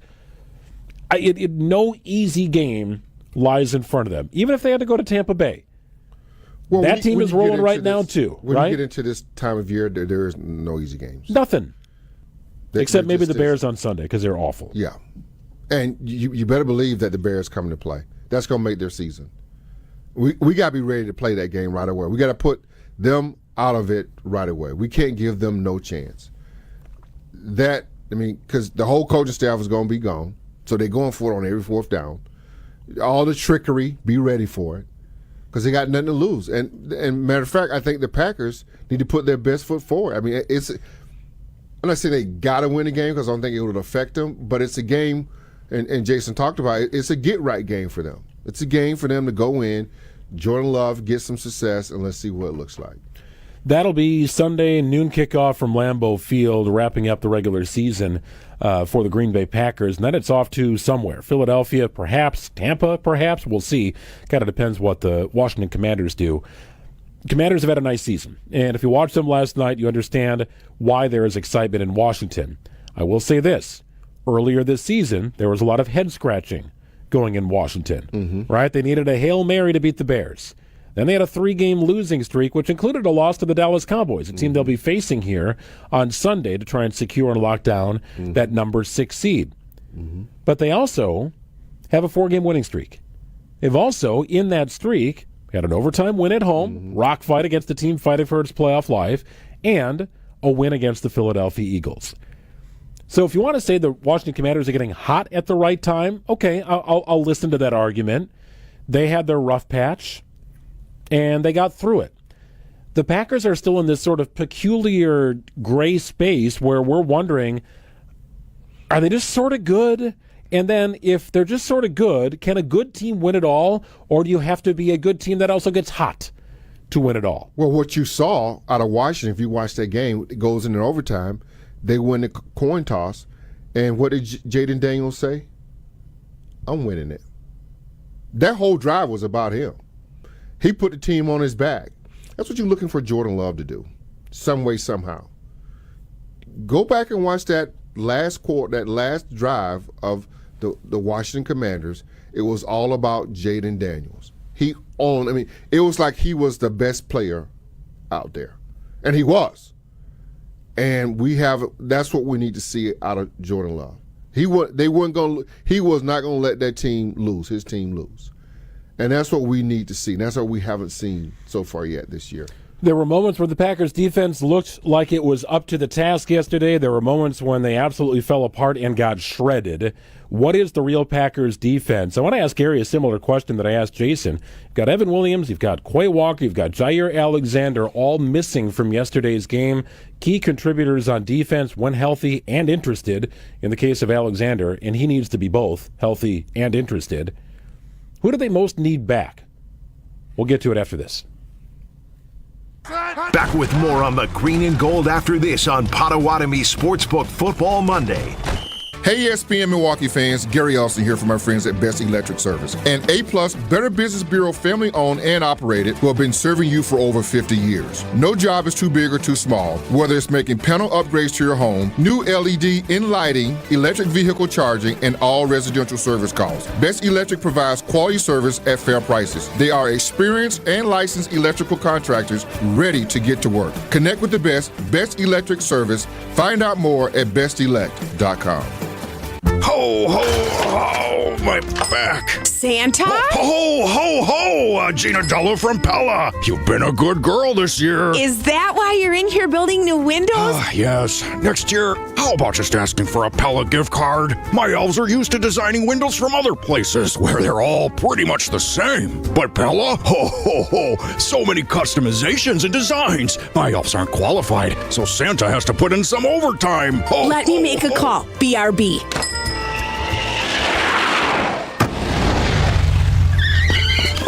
Frighteningly fast pellet team at your service. Let us take it from here, Mr. Claus. And Gina, next time. Yeah, I know. Santa already lectured me. Ask for a Pella gift card. What if you need new windows or doors, but you're on the naughty list? Right now at Pella Windows and Doors of Wisconsin, get as low as $19 per window and $81 per patio door per month. Ho, ho, ho! Visit the Pella site, and to all a good night. PellaWI.com. Certain restrictions apply ends 12/31/2024. It's time for the Ortho ASAP Minute from Orthopedic Associates of Wisconsin. Dr. Daniel Holland from Orthopedic Associates of Wisconsin is joining me. Doctor, what makes an OAW surgeon different from most other surgeons? At Orthopedic Associates of Wisconsin, we have all fellowship-trained orthopedic specialists. We have all subspecialties of orthopedics covered through our office, so you can see anybody from the tips of your fingers to the tips of your toes and everywhere in between. So let's say someone is feeling pain and they finally walk into OAW for that first time. Can you take me through that process of what's going to happen next? We always start with an office appointment, which will involve me conversing with the patient, trying to figure out what's happening, and then a physical exam. And we have on-site x-ray and on-site MRI if we should need to move into diagnostic tests of that sort. The Ortho ASAP Minute is sponsored by Orthopedic Associates of Wisconsin. There is a difference. Tito's Handmade Vodka is America's original craft vodka. In 1995, Tito Beveridge built his very own distillery and put his life savings into it. Since then, he's won the unanimous Judge's Choice Double Gold Medal at the World Spirits Competition, the Chairman's Trophy for World's Best Vodka Tonic, and many others. Tito's Handmade Vodka is still made on the same land where he started it, all in Austin, Texas. Distilled from corn and gluten-free. Visit us at Tito'sVodka.com for recipes, videos, and more. Distilled and bottled in Austin, Texas. 40% alcohol by volume, namely 80 proof. Crafted to be savored responsibly. True Chicago-style pizza is thin, crispy, and cut into squares. And thanks to Connie's Frozen Pizza, you can enjoy a true slice of the city. You'll enjoy it so much you won't even mind where it comes from. Connie's Frozen Pizzas are made from the same cornmeal crust Connie's has been serving for over 60 years. They're perfectly cheesy, perfectly saucy, and they're exactly what you crave. Get to know the true Chicago style with Connie's Frozen Pizza. Born in Chicago, loved by cheeseheads. Available in a freezer aisle near you. I take care of my bone health, so I remain strong and active as I age. You can too. It is never too early or too late to start taking care of your bones. Bones provide support to keep you moving. Maintain bone strength at every age by getting calcium and vitamin D in your diet and exercising regularly. Get on your own path to good bone health. For bone health tips, visit pathtogoodbonehealth.org. You're listening to Potawatomi Sportsbook Football Monday, live from the Potawatomi Sportsbook Studios on 94.5 ESPN. It's one of those things where, we all got to be better. I got to be better. When they're playing man coverage, it comes down to winning that one-on-one as a receiver. And, as a quarterback, you got to have great ball placement and, make plays. But it's one-on-one coverage, so guys just got to go win. And we didn't do a good enough job of that. But it's on everybody. There's not one guy that it falls on. It's a whole team thing. So there's a lot of stuff we'll look back on film and have to clean up and figure out ways to be able to win versus that coverage. Yeah, what's the incentive for any team to do anything other than play man against the Packers' arsenal of wide receivers? You heard Jordan Love say it. I thought it was a very interesting cut. It's man. You're playing man defense. We've got to win those battles. And then when we win the battle, we also need to catch the ball, right? I mean, it's a process here. You need the protection. You need the ball put in a good spot. Players got to make plays. But you got to win your one-on-ones. That just didn't happen enough yesterday for the Green Bay Packers. They didn't throw it down the field enough. Greg. They did not extend the field much at all. It almost like, this is what I'm telling you, it almost goes back to Jordan Love with the training wheels on. Remember that did the whole thing with the training wheels and all that? Yes. That's what it feels like. It's reverting back to Jordan Love with the training wheels on. Nothing. They did not push the ball down the field very much. So my initial thought watching yesterday's game, and I thought more about it and watched back a good portion of it today. Boy, I thought they missed Christian Watson. And yes, I think in a general sense the Packers missed Christian Watson yesterday. But I don't know if they missed him necessarily because he was their only opportunity for a deep ball. Jordan Love was getting flushed. He was getting moved out of the pocket to the point where maybe Christian Watson becomes your option on a secondary portion of the play, a broken play, right? But a dial-em-up deep kind of play, wrote much of that yesterday because Jordan Love didn't have time. Brian Flores did a great job of not waiting until 3rd and long to dial up pressure. No. He made it 3rd and long because he dialed up pressure. Yes. On 2nd down. Yes. That really stood out to me. Didn't matter the down, the distance, whatever. He was bringing it. Run blitzes. He was bringing it. Oh, yeah. And that was unsettling to the Packers' offensive line and to Jordan Love. Timing was very much off yesterday. That was frustrating to watch. Defensively, Sam Darnold was sacked one time yesterday by Carl Brooks. It did have the interception that allowed the Packers to make things interesting late. But by and large, Sam Darnold had enough time to do everything he needed to do. It seemed like when passes were a little bit off, not a shock, there were some bodies around him, right? But not nearly enough. So what can be done here? Because when you talk about postseason play, you might have Jalen Hurts in week 1. You may end up with Jared Goff behind that offensive line. You just had Sam Darnold, that offensive line in Minnesota. These are the teams you're going to face. How do you make life difficult for the quarterback? Because right now, quarterbacks are making life difficult for the Packers. Well, you got to get them off their spot. And I thought that Jeff Hafley had a pretty good game plan They got Sam Darnold off his spot a couple times, a lot of times. But they're just so good on the back end, their receivers, that you just couldn't hold them down. And Sam made all the throws, and his receiver caught all the balls. I thought they played just about as good of a game plan that they can play defensively to win that game against that offense. They got a lot of weapons on that offense. I mean, Aaron Jones goes down and Cam Akers come in and give it to us, you know? So they've got a lot of guys that they can go to. I thought the defense played well enough to win. Christian Watson, what he brings to the game, you look at Christian Watson, Jordan Love could overthrow Christian Watson if he wanted to, and that's a win. Because now you're saying, look at that dude. Everybody looking. He can get behind anybody. And so now you got to make sure you got a safety shading his way, so that takes another guy out of the box, makes it easier for Jordan Love, or if you want to run Josh Jacobs, it makes them easy to give him more room to operate. That's what Christian Watson brings. He brings attention that you don't otherwise get with other receivers that they have. Christian Watson hopeful to be on the field here Sunday when the Packers take on the Chicago Bears. Meanwhile, the Lions and 49ers, looks like the Lions just went into the end zone. San Francisco did score on their earlier possession, so it's 7-6 extra point pending here in Santa Clara. Can I ask you something? Yeah, please. Do you have friends that are Viking fans or Lions fans?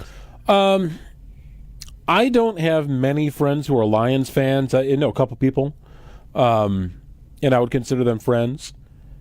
I know more people who are Bears and Vikings fans than Lions fans. Bears fans I'm going to exclude because I think they get it. And I guess if I were Vikings fans and Lions fans, because I played for the Lions fans, being a Packer fan, when I go to these games and I see these Lions fans and Vikings fans at Lambeau Field, they want to beat us in the worst way. They're so passionate about beating. It feels like they don't care if they lose to everybody else, but they need to beat the Green Bay Packers to make them feel good.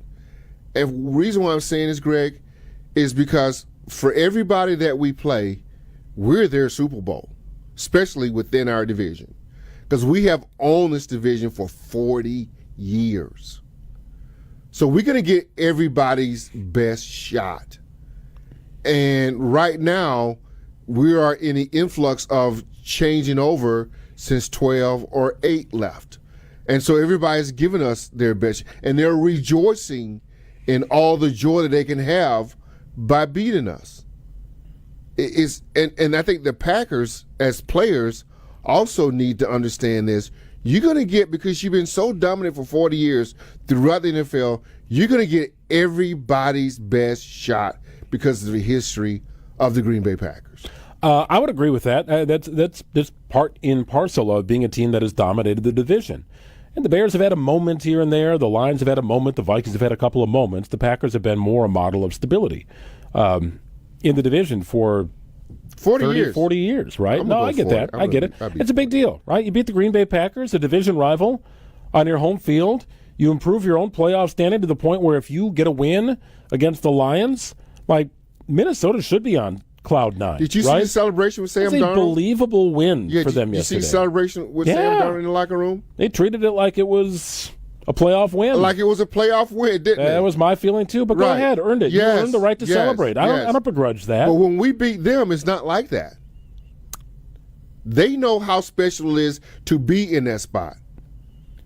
The Vikings did themselves a world of good yesterday. A world of good. They earned the right to celebrate however they wanted to celebrate. Yes. I don't begrudge them for that. Right? And hopefully the tables turn should that opportunity present itself again for the Green Bay Packers. But yes, there is not a team in the division that doesn't want to beat the Green Bay Packers. Right? For a long time, the Lions, it was just sort of apathetic. They're awful. Right? You're going to beat them. It was just that was the thing. Yeah. And that has kind of become the Bears. Just a historically mismanaged, awful franchise. Mm-hmm. They can't get out of their own way. Mm-hmm. Some of the dumbest people in professional sports run the Chicago Bears. Don't say that, Greg. From the top down. Greg, don't say that about the McCaskey family. They're foolish. Yeah. They just step all over themselves with one mistake after another. Yeah. You're right. They're in the same category as the Jets and the Browns. That's not a category you want to be in. Yeah, They haven't had a winning record since the Obama administration. You're not lying. The Chicago Bears. You're not lying. Maybe we'll do a little deeper dive into the Chicago Bears. I wonder growing up, were you opinionated growing up, like when you were like 8, 9? No, I don't know. I've always respected my elders. I never really talked back. All right. Okay. But I call it like I see it. I can foresee you being I call it like I see it. And wait till May after the draft and the Bears say, this is our year, right? Get the hashtag ready because that's what you're going to see. Because they will be duped into believing that the one offensive lineman they signed in free agency can somehow mask all the garbage offensive line play they've had there for decades. That's the guy. There you go. Right. Chicago Bears fandom in a nutshell. There it is. Foolish. Year after year after year. We'll wrap up the program. Some final thoughts. No, it's time to go. We got another segment here. Good. We are going to look ahead here to the game against the Bears. We will size up the current playoff field in the NFC. And in the absence of a true signature win, what stands out? You look at the Packers' schedule. What is their best win of the season? And when did it happen? We'll take a look back here.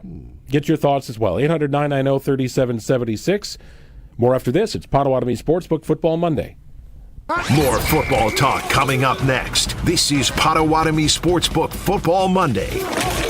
Greg Matzek, Gary Ellerson, the day after reaction show you need in your life. This offense, Matt LaFleur side of the ball, dragged this whole team through where they are right now. It's Potawatomi Sportsbook Football Mondays with Greg and Gary. The defense got hot at the right time. That might be what we're seeing here with the Packers defense as well. Live from the Potawatomi Sportsbook Studios from 6 to 8 p.m. every Monday on 94.5 ESPN.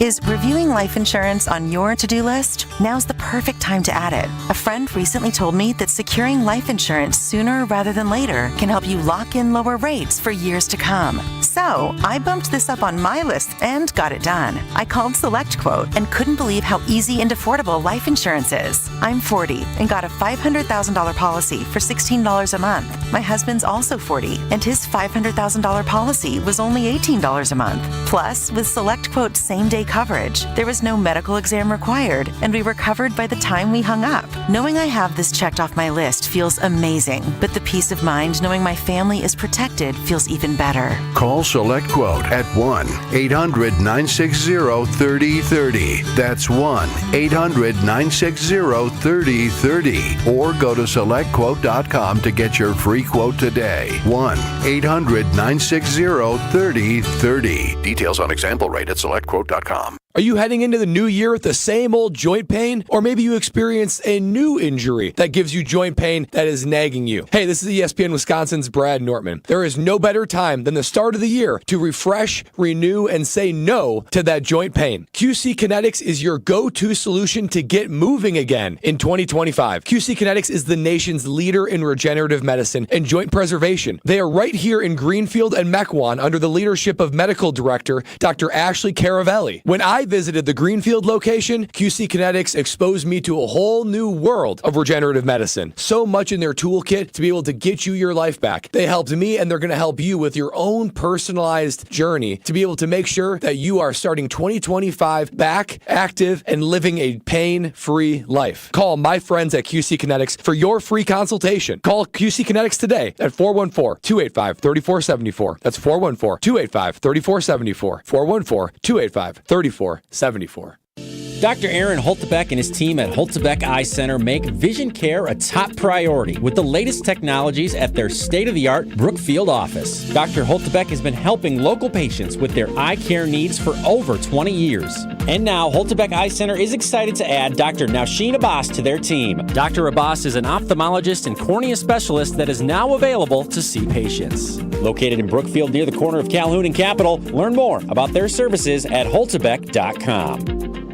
Change your grocery game plan to locally owned Century Foods, home of the best meat, freshest produce, and tastiest treats. And free groceries. Okay, just calm down. We'll get to that later. Stay tuned in right here to score free groceries. Stop, please. Okay, I'm shutting up. My lip is zipped. Anyway, let's get to this week's specials at Century Foods. Now through Wednesday, save on 4.75 to 8 ounce selective varieties Frito-Lay Lays or kettle chips, 2 for $5. 18 to 80 count selective varieties Hefty Trash or Kitchen Bags, $7.99. 7.9 to 11.5 ounce selective varieties Bear Creek Dry Soup Mix, 2 for $7. 14.3 to 26 ounce selective varieties Farm Rich Appetizers, $4.99. And now time for the big reveal. Free groceries. Try this. Win free groceries from Century Foods. With free groceries from Century Foods. Forget it. I'll handle the rest. Enter to win $500 worth of free groceries on Century's Facebook or Instagram by January 8th. We're back with Potawatomi Sportsbook Football Monday, live from the Potawatomi Sportsbook Studios on 94.5 ESPN. Yeah, I mean, that's going to be our reality. And, we're going to have to find ways when the playoffs start to go in those road atmospheres and win those tough games. But it's only going to get tougher for us. So we know that. We got to find ways to keep improving, keep getting better, watch the tape, find ways to improve on the slow start and just the miscues we had today and take advantage. But we know we got to come out and play our best ball, and everybody's got to be locked in and play the best game they played all season. So there's no secret. We're going to have to find ways to win these games on the road. It's going to be our reality. Packers will be road warriors throughout the course of the postseason, however long it lasts. Jordan Love commenting on the team being 0-5 against the NFC's elite. And that is the narrative on the Green Bay Packers, that they've had a good season, that they're a pretty good football team, worthy of being a playoff team, and they are 0-5 against the top 3 seeds, currently occupying the NFC. I get it. That's part of the storyline until you change the storyline. Yeah. Right? And the Packers will have a chance to do that. Yeah. And maybe they'll have multiple chances to do that. Certainly, if you get one win, time to get greedy. Go ahead. Get that second one and maybe a third. Who knows? Absolutely. Last time the Packers were in the Super Bowl, of course, they won each of their road contests leading into Dallas and ultimately defeated the Pittsburgh Steelers. So what is their win of the year? And I'm trying to figure out if there's merit in the exercise here, right? In the absence of a true signature win, and I would define a signature win as a victory, home or road, against an elite team, period. Do you have a win against an elite team? And the Packers have had games against elite teams. I think Philadelphia, Detroit, Minnesota qualify as elite teams. Yeah. And as we outlined, the Packers are 0-5 in those games. So what is their win of the year? The win you look back at and say, I see that, when it happened, how they did it, where they played, who they played, all the things that go into sizing up that particular game as their win of the year. And can you still hang on to that, knowing that they didn't defeat an elite team, but they might have some nice wins on their ledger? Well, maybe call me crazy, but I think it's a 2-game stretch for me. Beating the San Francisco 49ers was a elite win for me because they kind of owned you for the last 10 years, most certainly under the Matt LaFleur tenure. I mean, it's just a team that you couldn't beat. Now, if you want to go way back, it feels like Eric Walden is still chasing Kaepernick down the sideline. So it's a team that has given you problems, the organization that has given you problems. And so they went and got that win. But to back that up, beating Miami also at home, because Miami was a pretty good football team at the time. And, okay, it was cold, maybe wet, rainy, maybe Miami didn't want to play, but still, to beat those two teams back-to-back made it special and monumental for me. And those were dominant victories, right? If you look at the way those games shaped up, it was a 38-10 win against San Francisco. Short week, I don't want to leave that out of the equation here. Miami had to travel, Green Bay did not, but a 30-17 win, pretty convincing win. There were some decent numbers put up by Tua, but that game never really felt out of control for the Green Bay Packers. Neither of those teams are playoff teams. No. Right now, the Dolphins still have a chance, but they've got a chance. But sometimes it doesn't have to be whether they're playoff teams or not. Sometimes along the way you play these teams that have had your number, and when you're a young team, you just got to check it off the box. Okay. And to me, that was a check-off-the-box moment by beating the 49ers. The best win of the season, in my opinion, was at Seattle on Sunday night a couple of weeks ago. And here's why. It trumps the win over the Rams because the Rams were without Puka Nacua and Cooper Kupp. Yeah. And that was a narrow road victory for the Green Bay Packers. It trumps the victory over the Houston Texans, in which C.J. Stroud looked lost. Remember that game? The Texans were a mess. All year he has. They did not have Nico Collins, their best wide receiver. And Joe Mixon also had a field day. Mm-hmm. He had over 100 yards and 2 touchdowns against the Packers, and that was, again, a very close game. 2-point win for Green Bay. Thought Green Bay outplayed Houston, but it was a very tight game late. Mm-hmm. The game against Seattle was night game, House of Horrors, primetime football against a team that, look, I don't think highly of the Seattle Seahawks, but at the time they played, that was a first-place team in their division, doing everything possible to continue as a first-place team in that division. Seattle just not up to the task. Green Bay wins the toss. They march down the field, and they score. They set a tone.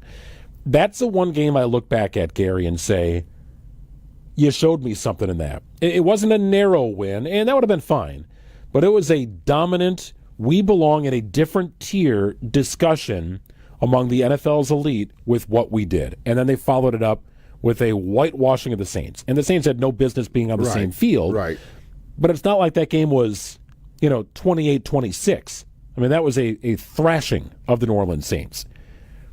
Momentum stalled here with the loss to Minnesota. How damaging is that? Coming off those 2 wins, both very convincing, and a loss to Minnesota. Does it negate the good, this loss to the Vikings? No, I think if you're a team like the Packers, and I feel that they're this way, they want to get better. They understand how they played against Minnesota and how they have to play. You have to raise it. You have to take it to the next level. And I think that's what this game showed them against Minnesota. They've lost to Detroit twice already, so they know that. And they thought they had a chance to beat Minnesota, but it didn't happen. So they lost to them twice. I think Xavier McKinney had a perfect quote in there. I guess they saw him after the game, and they asked him, what he thought about it. He goes, we like to think that we're in the same, paraphrasing here, position or where the Vikings are, but we're not. It's win-win. And so I think what they can do is try to raise the level of where they need to be. They got to go another level to reach it. And they're not there yet. But the playoffs will bear it out, because in the playoffs, everybody's going to be good. And you got to play who you got to play. It'll be interesting to see how the next week shapes up here, because very little is decided here when you look at the NFC playoff standings, and the AFC for that matter. But if you look at the standings right now, we know what the Packers have in front of them. A win and a Washington loss, they move up to the number 6 seed, and then they get to, for the time being anyway, avoid Philadelphia, Detroit, or Minnesota for the time being. That could certainly change if the Packers end up moving on.